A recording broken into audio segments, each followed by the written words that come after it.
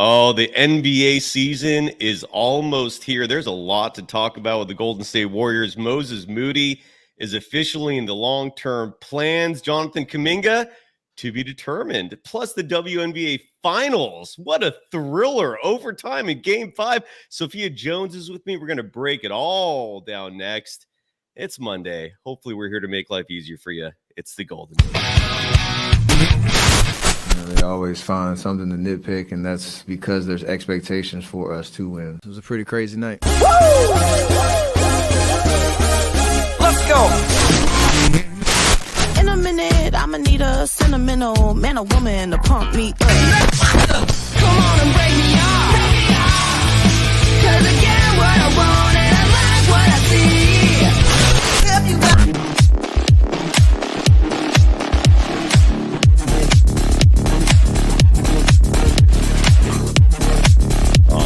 great news about Moses Moody. Welcome to the Golden Days. Look at that glare. That is driving me crazy. Sorry to the YouTube viewers. You might have to deal with that for a little bit. I am one of your two hosts today, Cyrus Saatsaz. You can follow me on Threads, on Instagram, at Dog Wild, over on Twitter, at Surf Journalist. The program is on all social media platforms at Golden Days Pod. Sophia Jones is available on Twitter at Sophia Jones_2. Sophia, how the hell are you doing? It is Monday. Fall's coming. How you doing, kid? I'm doing great. Feel like fall is already here. I'm in Miami right now, so we don't really get that season necessarily. We just know that hurricane season is coming to an end, but been doing great. Good. That is great to hear. And you're going to be back in the Bay Area as a resident soon, home of the Golden State Warriors, because you're going to be the color analyst and a lot more for the USF Dons. Really exciting news there for you. Congratulations on that. This is a Warriors program, and if you've been living under a rock, you have missed the exciting news that Moses Moody is part of the at least midterm, if not long-term plans for the Golden State Warriors. He signed a contract extension. We're going to break down what that means, the implications for the team, and all that good stuff after we first give some love to the official sponsor of the program, and that is BetOnline, the world's most trusted betting platform and your number one source for everything sports betting. Every stat, matchup breakdown, and even live odds and spreads to bet on during the games, with the largest catalog of odds on everything from football, Major League Baseball playoffs. The World Series is now here. We got Dodgers and Yankees. That is a traditional old school lineup. I love it, of teams. NHL. The NBA, it tips off, tomorrow? And when the Warriors tip off Wednesday, you could bet on the election. And when the game is over and you want to kick back and relax and settle in the casino, the virtual casino, maybe pour yourself a stiff one, maybe light them up if you got them, and get in on a game of blackjack or poker, unwind with one of over 150 slot games. Head to the website today to get in on the action with America's most trusted site for online wagering, BetOnline. The game starts here. Sophia Jones, what was your reaction to seeing the news that Moses Moody is a part of the long-term plans for the Golden State Warriors? Fantastic news. I enthusiastically approve. I love it. Your reaction to Moses Moody getting a 3-year, $39 million contract extension that kicks in next year? I think that it's a great move for the Warriors. I also love the move for Kuminga, for Moses Moody himself. I think that it's great to see when his hard work this past preseason and training camp, Steve Kerr has said how much he's been improving so far this season. And it's nice to see that his efforts have been paying off, and especially with how last season went, when you saw he was a little bit disappointed at his minutes. So it's good to see that he'll have that new role within the Warriors. Big time. And I feel like it's just for at least Moody himself, whatever doubt might have been lingering over his head, whatever concerns that might have been, in the back of his mind, it must have, at least to a small regard, been a distraction, and it couldn't have been settling to be the top performer on the team in the preseason, led the team in scoring overall, and in 4 of the 6 games they played in. And to not see any reward and no fruition come out of that, it must have been at least somewhat unsettling. You know what we might be retiring? I'm not promising that it's going to go away for sure, but the soundbite of Moses Moody being disappointed and being Mr. Stay Ready, where I routinely play this clip of Moody expressing his thoughts to not having consistent minutes. His reaction always was, it sucks. and I don't know if we're going to play that for a long time, maybe ever. I mean, we shall see, but he's paid off. And again, the money is the easiest symbol of a franchise in terms of letting a player know how they truly feel about him. If you give them the payday, that means they like you. That means they want you. Sophia, what is your feelings on Moody's role with this team? I don't know if there's news has dropped yet on what the starting lineup is going to be for this team. Anthony Slater dropped a bomb today in the sense that he said that Kuminga, and we're going to talk about him as well because this is a Moody and Kuminga show because Kuminga's in the news as well. But Anthony Slater dropped in a tweet that Jonathan Kuminga will be in the starting lineup Wednesday night in Portland. I don't know if that's the only player that we know of who's going to be starting. I think the shooting guard position is the position with the greatest amount of mystery surrounding it. Just because they're in the preseason, we saw DeAnthony Melton start there. We saw Moody, Wiggins starting there, Pajemski starting there. But so what we know for sure is Kuminga starting. I don't see any other news about starters unless you saw something differently. And if anyone in the chat wants to drop some nuggets that we missed, please do so. But Moses Moody, what is your feeling on him this season? Like, do you think he should be starting? Like, do you think that's realistic?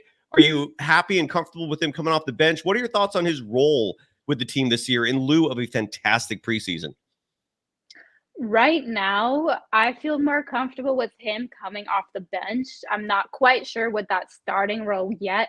However, I do see it as a potential possibility. He's had, like we said, he's had a really great preseason, but it was just preseason. So it provides a little bit of an indicator on how the regular season will go, but not entirely. But I think that Moody will have a more increased role for sure this season. I think that he should. But overall, I feel like he works better with the type of player that he is and his role that he brings, which is more so efficiency and doing those little things. I feel like that serves its purpose more when he's able to come off the bench and give that spark.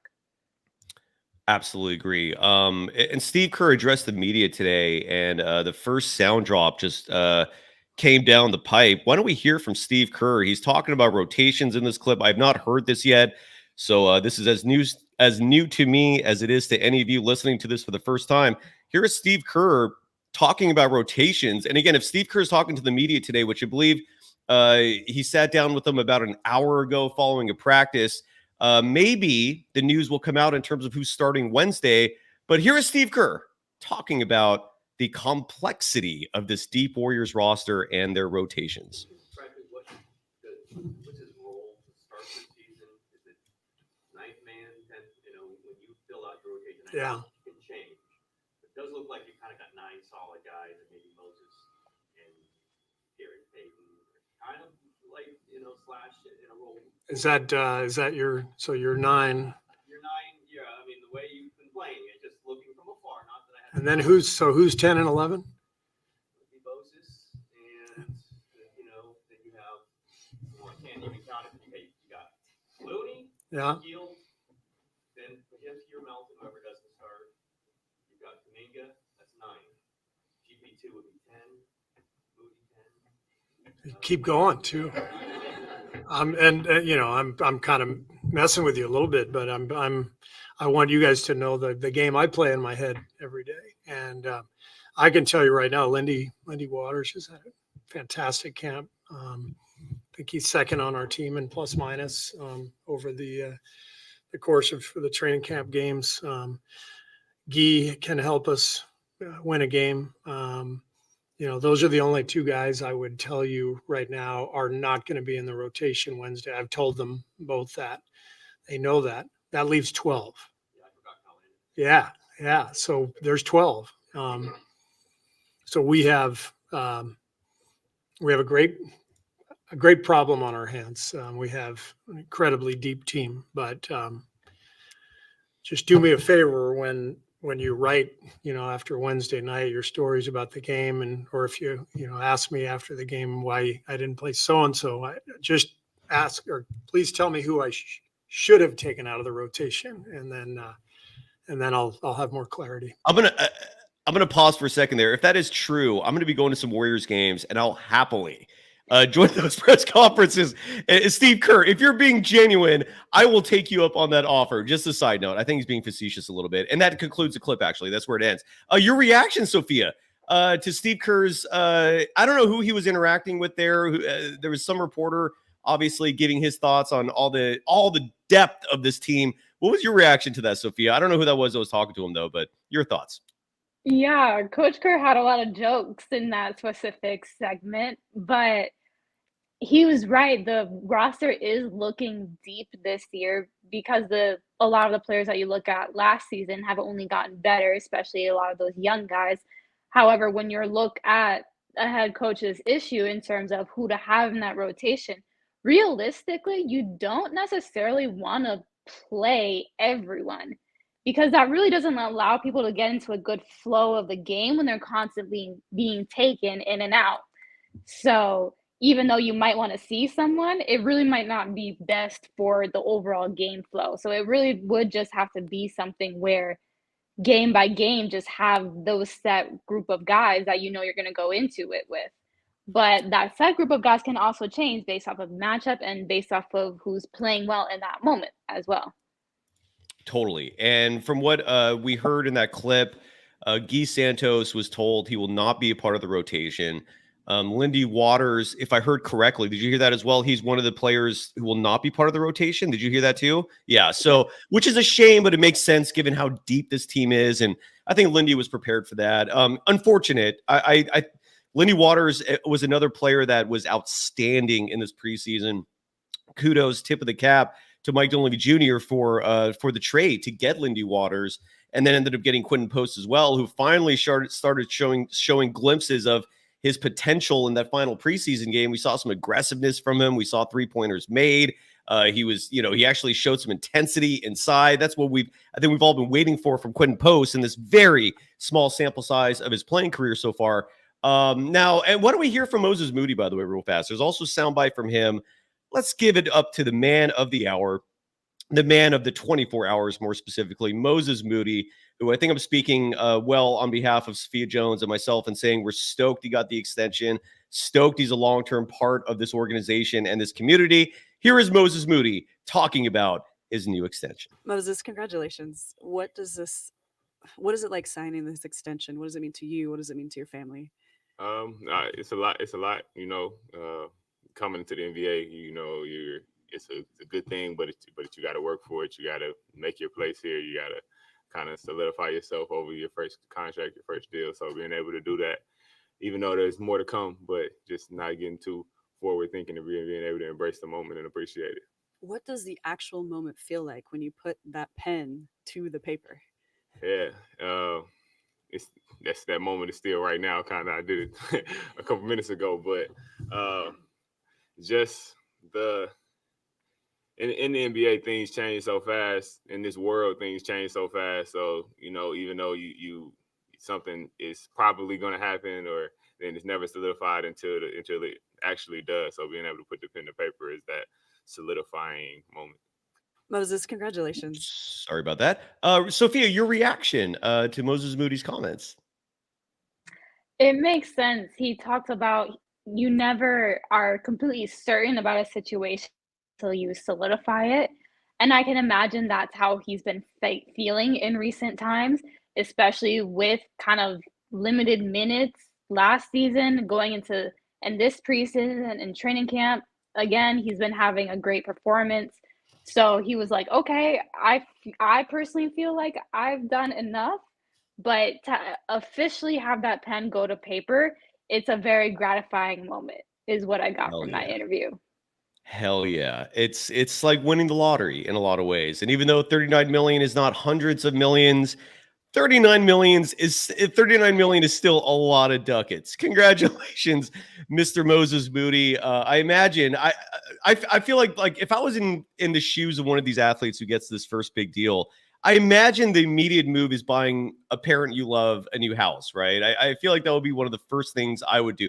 I would personally, on a side note, then immediately buy a massively large property and just start building a home for animals that need it. That would be like my two things I would do immediately if I signed a contract of any kind that was 10 million or higher. What would you do, Sophia, if you got a big contract extension? Let's just talk fantasy for a moment here. Yeah. What would you do if you suddenly got just a buttload of money that was all yours? What would you do with it? First things. I know. As you were talking, I felt that question coming my way, so I was starting to think. But I honestly think that I would go and travel. I love traveling. I love being immersed in different cultures and just experiencing new things. So I think I would personally just travel. Yeah, travel's up there as well. Traveling, Urquita is mentioning that Moses Moody's deal is guaranteed. That is correct. He gets that money no matter what. And adding, I'd buy a sweet home in Costa del Sol in Spain. Yeah, to fantasize, to dream about what you could do with all that money. And for Moses Moody, it is now a reality. Congratulations. Now, his draft classmate in 2021, Jonathan Kuminga, did not get the extension he wanted. That is official. He will enter this season without a deal, meaning at the conclusion of this season, Jonathan Kuminga will either be a restricted free agent or he will sign a qualifying offer for a 5th year, and then he will become an unrestricted free agent after that. Some people might sound disappointed by the news. For others, it might be par for course, that there is no surprise by this announcement. That is the boat I'm in. It's a little more surprising when you look at some of the other players in his draft class who did get extensions. Alperen Sengun, for example, got a 5-year, $185 million extension. He was in the same draft class as Jonathan Kuminga. I believe Trey Jones of the Pelicans got a deal. I lost the list. I had this whole list of all these players that got these extensions last minute. If I find that list, Jalen Johnson of the Hawks got a 5-year, $150 million extension. There's a lot more. And if I find that list, I had it a moment ago. I apologize for that. But the point is, Jonathan Kuminga will enter the season without that extension. He wants a max deal. He feels like he's in the class with Franz Wagner and Cunningham, Cade Cunningham, who did get max deals. Jalen Suggs, by the way, another player from that draft class who got an extension. Sophia, and there's a lot more information to break down in this, but Sophia, what is your immediate reaction to Kuminga going into year 4 on a rookie deal still? Especially after Moses Moody got his contract, I would have expected Kuminga to get one as well. However, it's not surprising just knowing Kuminga and the role that he wants to have and the money that he feels like he is worth. In that sense, it is not entirely surprising. Mm-hmm. But it would have been nice to see the Warriors kind of lock him down for the next couple of years. Yeah, it would have. And again, I don't think this means much. Eric Pincus was on the show last week. Great episode, by the way, if you're interested in learning about the nuance of the finances that NBA teams have to deal with in these contract extensions, in any kind of contract, like veterans, free agents, you name it. And we cover the details of it, including the pipe dream that might become a reality in Giannis Antetokounmpo coming to the Warriors. There is a reality in that scenario. Giannis last week, hardly anyone talked about this, did make a fascinating attribution saying that team could be cooked. And if it is, who knows what happens next? There might be trade discussions. They might blow it up. And when you hear that kind of talk from a player of Giannis's stature, and these comments were, and these sorts of innuendos and rumors were starting to float a year ago before the Bucks made the deal for Dame Lillard, and that kind of silenced things for a moment. But the Dame Lillard thing in Milwaukee is not panning out as hoped. That's a team that's old. That's a team that I don't think is going in the right direction. And Giannis adores Stephen Curry. I think he would be a great fit in the Bay Area. So point is, strongly recommend checking out that episode with Eric Pincus last week. I recommend it big time. But going back to Kuminga, the part of this that I think is fascinating is the sense that, according to Shams Charania, and he wrote this, I believe, in a story today, that according to Shams, there are two things to monitor between the Warriors and Kuminga. The Warriors reportedly, and this is according to Sham's report, the Warriors want to view Jonathan Kuminga's growth this coming season, meaning what is year 4 Kuminga going to look like before we commit the kind of money that Kuminga wants? That makes total sense, right? And I think that's fairly obvious. Now, the other part of what Shams reported, and this was like in paragraph 5 of the story, it was kind of buried, is that the Warriors are also monitoring the fit between Jonathan Kuminga and Steve Kerr before deciding on the max contract extension. Now, again, Kuminga has said he doesn't mind if Kerr decides to bring him off the bench, but he has also said he's more comfortable starting. Kuminga will reportedly, according to Anthony Slater's start Wednesday's season opener against Portland. But Sophia, given what Shams has reported, that the team is looking at the Kerr-Kuminga relationship before making decisions, what is your reaction to that?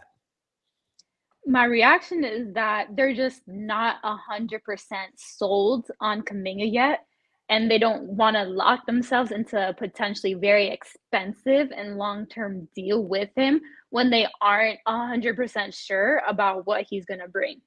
That's why they mentioned his relationship with Steve Kerr, which was evident last season, where the thing came out around December, where Kuminga called out Kerr basically for not playing him enough.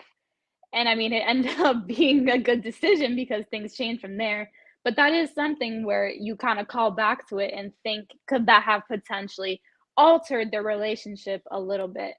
And he also mentions how he doesn't mind coming off the bench. I feel like that's something that a lot of players just say to not ruffle too many feathers, but it might not be something that they honestly feel, because I mean, we've both said we think that Kuminga should start and he would be best starting. So that's something that could potentially be a factor, and if he wants to really commit himself to this Warriors team. It's you're absolutely right. It's like Kuminga's saying the right things, but I think we all know that he wants to start. He believes in himself, and I respect the confidence tremendously. You have to have that level of confidence if you want to succeed in a level like the NBA. So I like that. I respect it, and we shall see what happens this year. It is going to be interesting. I think I don't know how you feel, but I do wish an extension had been come to, just so this isn't hanging over everyone's heads. But at the same time, I also value the incentive, the extra motivation that this will give Kuminga, the fuel that this will give Kuminga to pursue that contract extension, meaning playing harder, playing for it. And again, I feel like if Kuminga finishes this year averaging, let's say, over 20 points a game, his 3-point shots at 35% or better, he's going to get that deal. And the rebounding number, maybe say like 5 or above. And, and obviously he continues the great chemistry with the rest of his teammates. I mean, his teammates love him. He's a perfect fit there. I think he's going to get it. Any thoughts on how this plays out this season? Like, is there a scenario where this goes wrong? Where things sour, or do you think this is not even a big deal? What are your thoughts, Sophia, on Kuminga entering year 4 without a contract extension? It definitely could be a situation where, like you said, it could provide that extra incentive.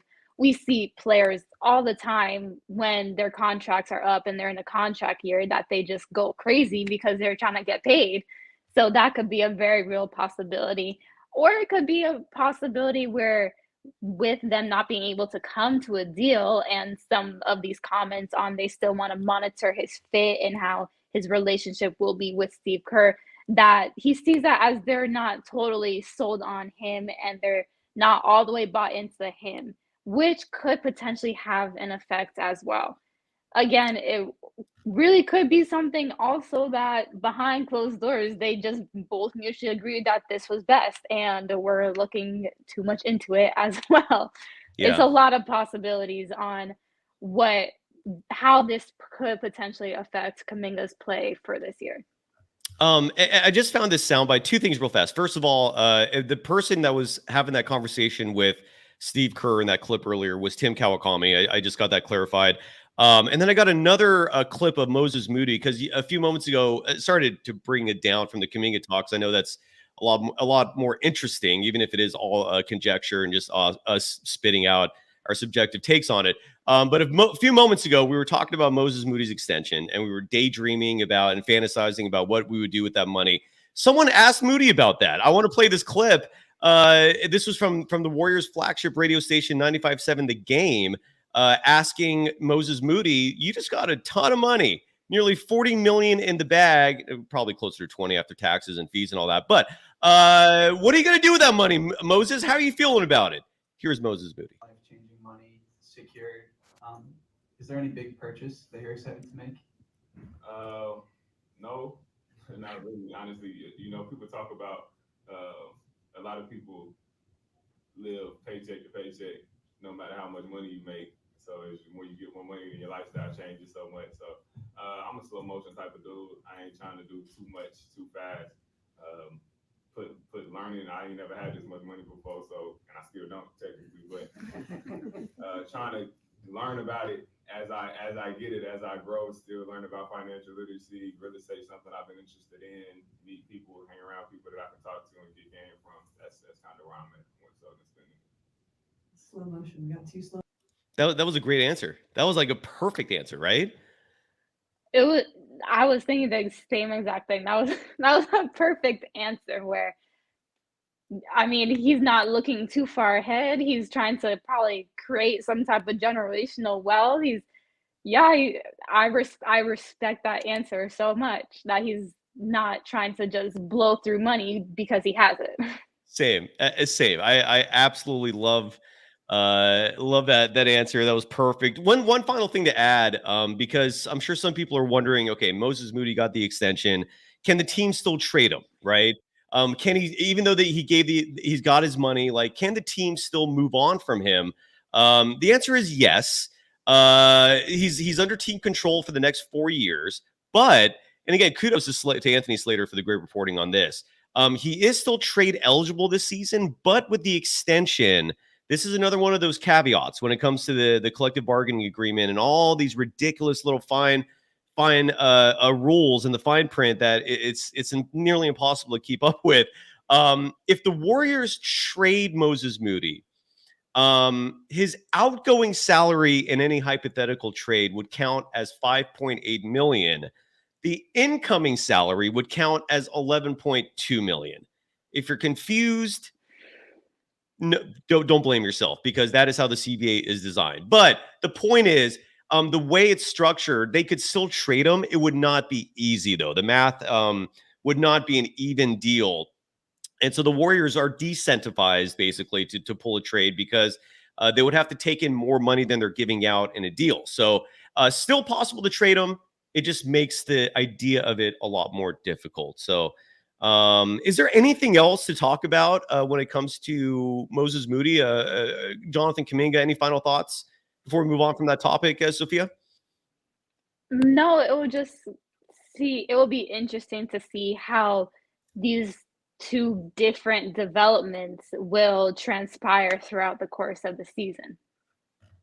Big time. Absolutely right. And the Kuminga part of it especially will be fascinating. And again, he will start Wednesday. We know that. I don't know who the other 4 starters are going to be. I imagine Stephen Curry's a lock. I imagine Draymond Green is a lock. I imagine Trayce Jackson-Davis, not a lock in my mind, but we've also seen Steve Kerr show his umbrage to Kevon Looney. I would imagine Trayce Jackson-Davis is going to be the starting center, and then shooting guard, who knows? Let's finish the Warriors topic with that with that note. Who do you think is starting Wednesday? We know it's Kuminga. Safe to say Draymond and Steph are starting. In your opinion, Sophia, who are the other 2 that are going to be starting on Wednesday night? My other 2 that I think should start would finish with DeAnthony Melton and Trayce Jackson-Davis. I feel like that would produce the most well-rounded starting 5 group. Is that who you want, or is that who you think Kerr goes with? That's who I want. Okay. That's who I think should. And I think that is also a possibility. We've seen with DeAnthony Melton, Kerr started him in the preseason for a game. We saw how much he liked him and played him. He even said in an interview that, that shooting guard spot is kind of up for grabs and that he is one of the people on the short list for getting it. And for Trace Jackson Davis, I feel like he just fits best because you don't necessarily want Draymond at the center since that's not his preferred position. He's more effective at the power forward.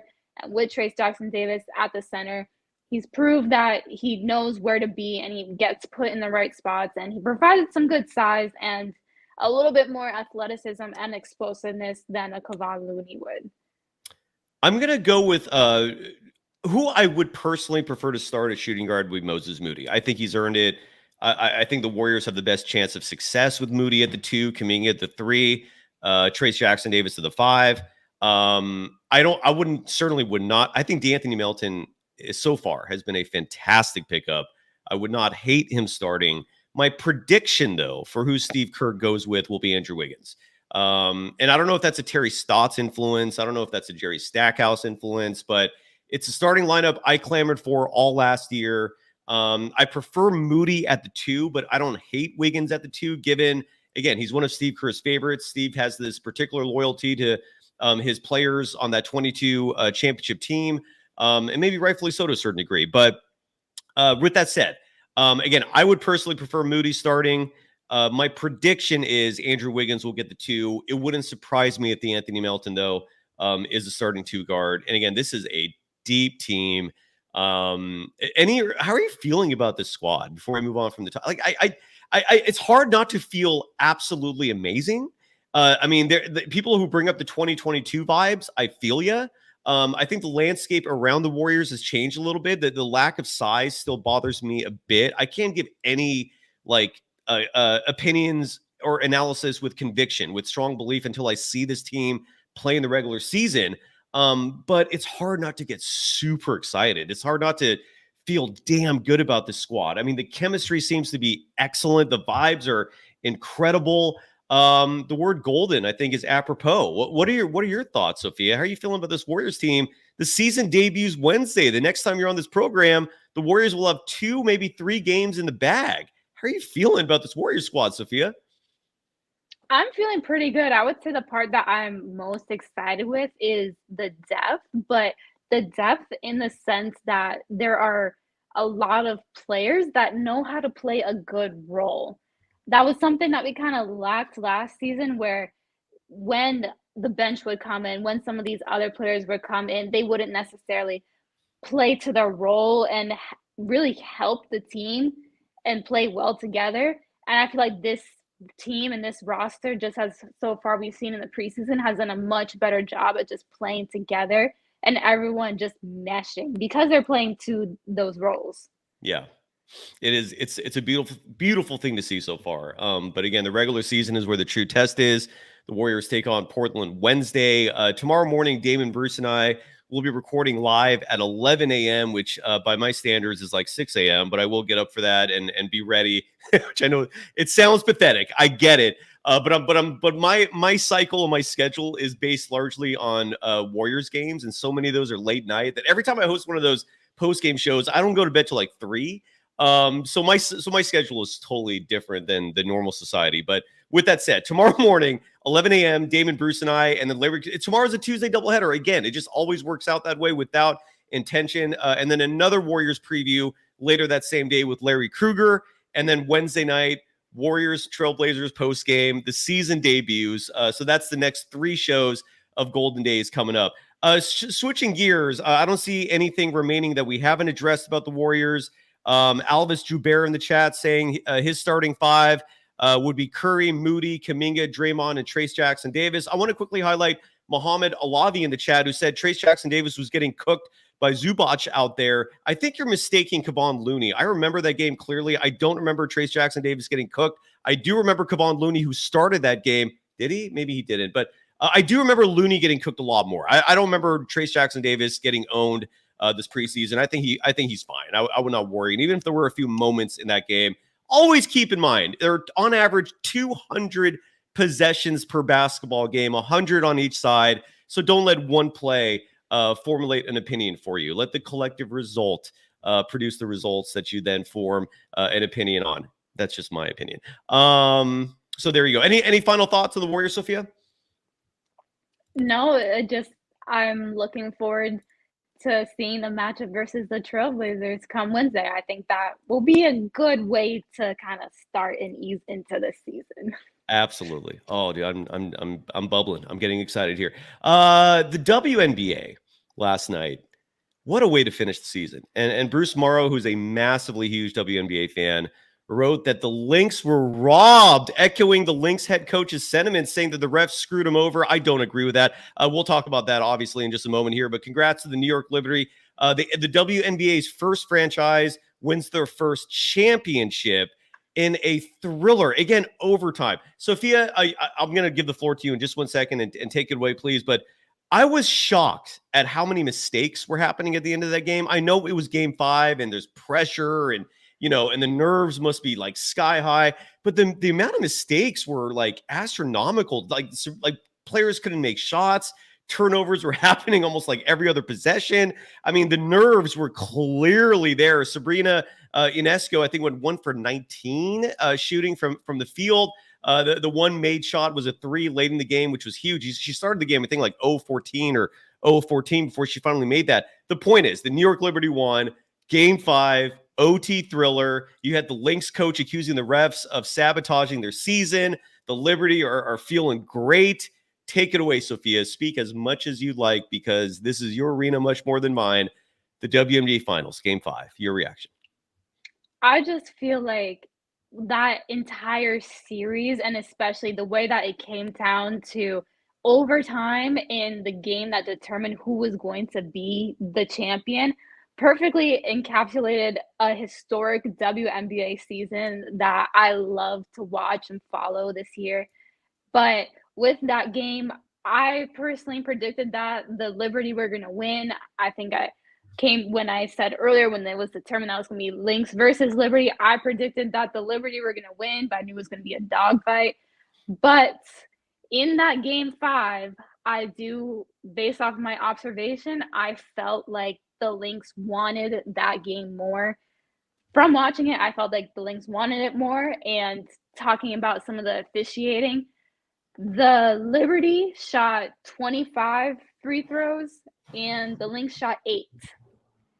And I feel like when you have that type of discrepancy, it can be difficult, especially the Lynx at one point seemed like they were in pretty control of the game until the refs started calling a lot of fouls and the Liberty were able to get back into it.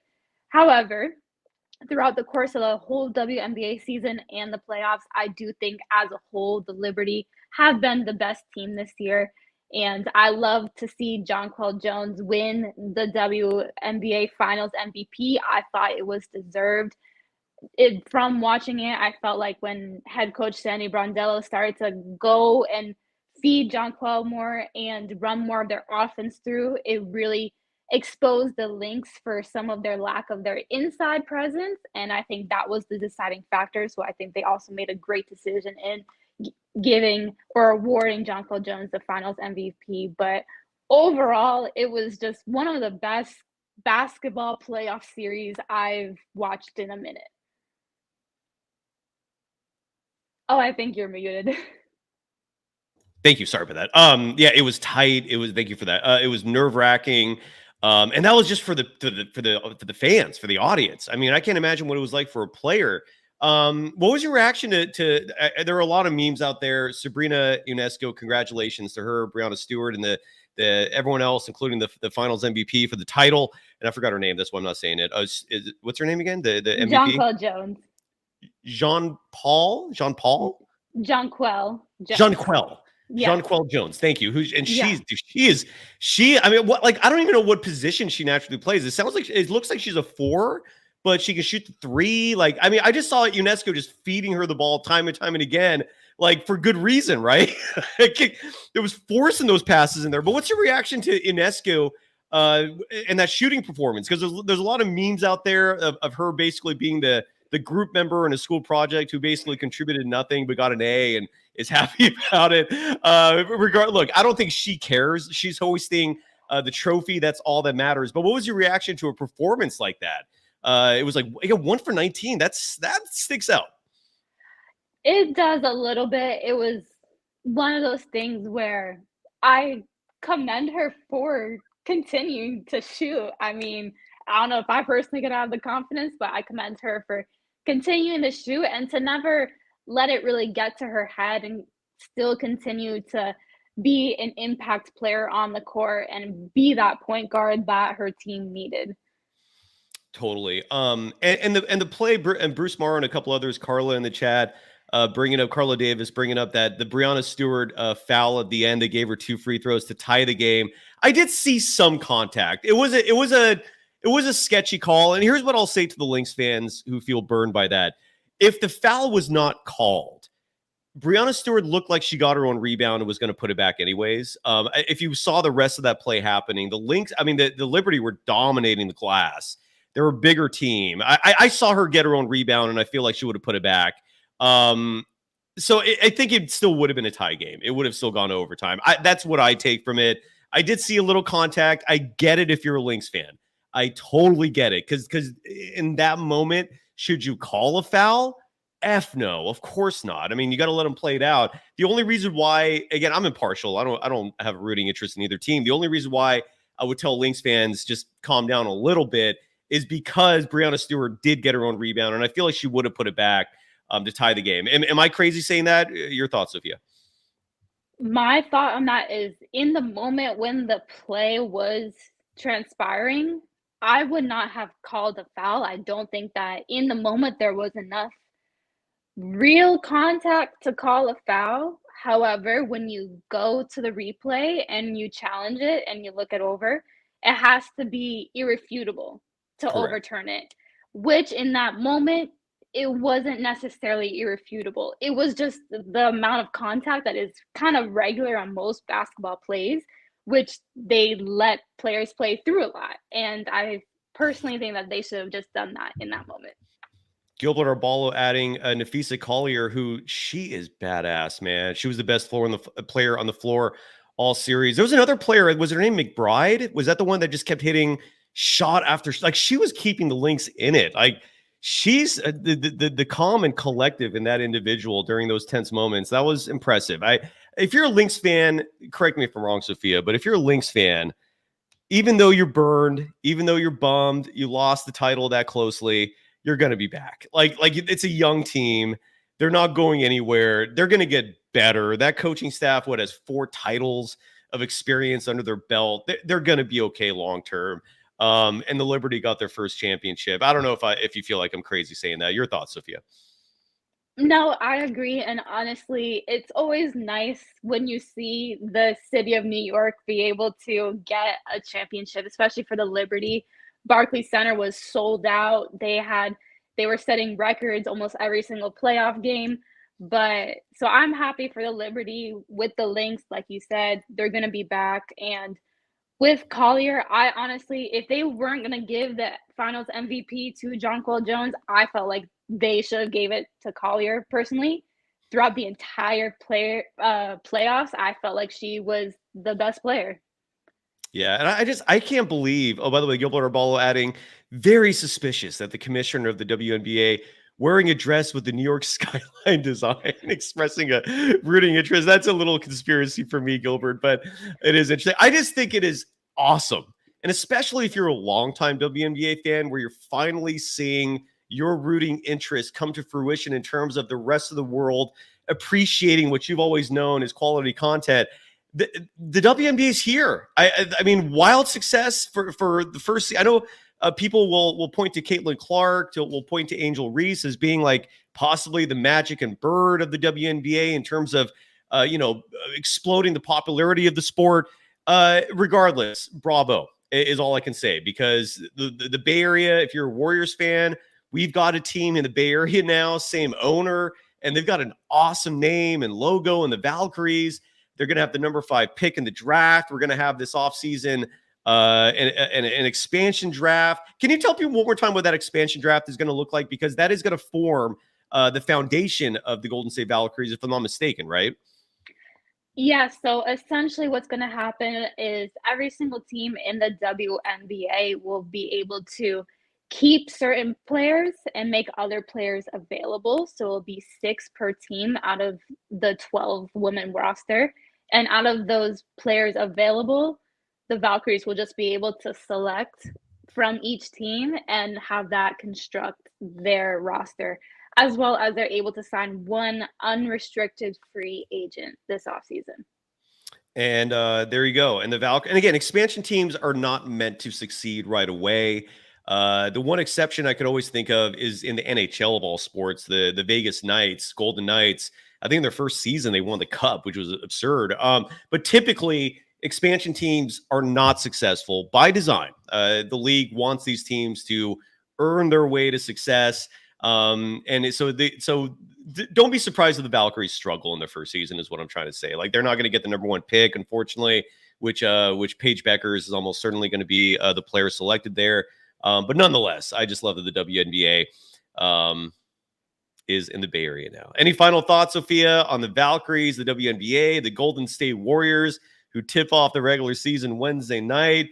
People are feeling good, Sophia. So am I. What are your final thoughts? Yeah, no, I'm feeling good. I feel like my closing words for these past couple of shows have been to catch whatever WNBA game that's happening soon or tonight. And now it's exciting to say that now we get to look forward to the Warriors playing this Wednesday. So it should be a fun one to watch. Absolutely. And for Carla Davis, who writes, guys, the WNBA has been good for a few years now. My response to that is, a lot of people thought the NBA was fantastic in the 60s and 70s. But for whatever reason, it did not become the popular thing it is today in mainstream until the 80s. And sometimes it takes a while for the public to start embracing a certain sport or league as part of the mainstream. But it's here now, regardless of how you felt before and whatever your frustrations for the amount of time it took for the WNBA to get to where it is now. It's here. So be grateful for that. It's part of the mainstream, no doubt about that. Yeah, and I feel like it's one of those things where definitely 100% the talent has always been in the league. Just now, especially getting new groups of people to be able to watch the WNBA has been something that we haven't seen recently. But me personally, I've grown up a WNBA fan. I think one year I dressed up as Candace Parker for Halloween. You talk about the Minnesota Lynx and their 4 championships. Maya Moore was one of my favorite players growing up. Her, Simone Augustin, Sylvia Fowles on that Lynx team. I've always personally been a huge fan of the WNBA. And when I was watching that trophy ceremony last night, it just felt very rewarding to see kind of what I've known for so long. Now other people are getting to experience. You were right. I was wrong. You're smart. I'm dumb. You're pretty. I'm ugly. Sorry. No, I swear it wasn't that. I swear it wasn't that. I know. That was me. Totally going with that. No, she said y'all, and I know she wasn't talking about me personally. It's always one of my favorite scenes from Happy Gilmore where Adam Sandler's character is telling his coach, he goes, "You were right. I was wrong. You're smart. I'm dumb. You're handsome. I'm ugly." Anyways, Sophia, thank you so much. As always, we're here every Monday at 3 p.m. Pacific time. Yeah, I think we're done, right? So, and tomorrow, real fast, Damon Bruce, one more time, 11 a.m. Him and I are doing a dual stream. And then I'm tentatively 3 p.m. Larry Kruger and I are doing a dual stream as well. These are your 2 Warriors previews for that's going to be on the docket tomorrow for the regular season. And then Wednesday night, it's the debut. I might have the Hall of Famer Rick Barry join me for the post-game show, if not Wednesday night, hopefully Thursday for a reactionary show after we sleep on it and contemplate how the Warriors did. But regardless, that's what's next on the docket. But every Monday at 3 p.m. Pacific time, 6 Eastern time, Sophia Jones and yours truly, V For Valkyrie. That's the name of this little show we do. So thank you, Sophia. Thank you, everyone. Congratulations to Moses Moody. Any final thoughts?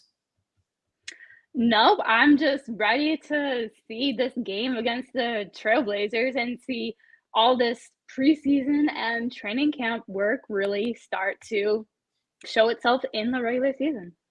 You're amazing. I mean, it sucks. that's just how this goes. You know, you don't suck, I suck. No, I'm kidding. All right, we are done, and hope everyone has a wonderful day. Hope everyone has a wonderful week. Thank you, Sophia.